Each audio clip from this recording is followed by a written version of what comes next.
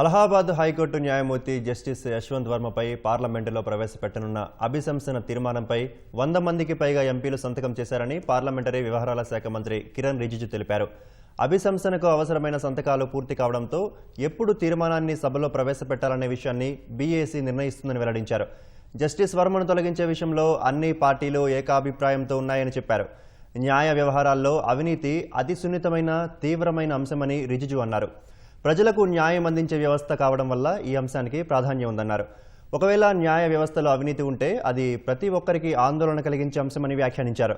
అందుకే జస్టిస్ వర్మ తొలగింపు కోసం అన్ని పార్టీలు సంతకాలు చేశాయని రిజిజు వివరించారు. ఢిల్లీ హైకోర్టు న్యాయమూర్తిగా ఉన్న సమయంలో జస్టిస్ యశ్వంత్ వర్మ ఇంట్లో నోట్ల కట్టలు దొరకడం దేశవ్యాప్తంగా సంచలనం సృష్టించింది.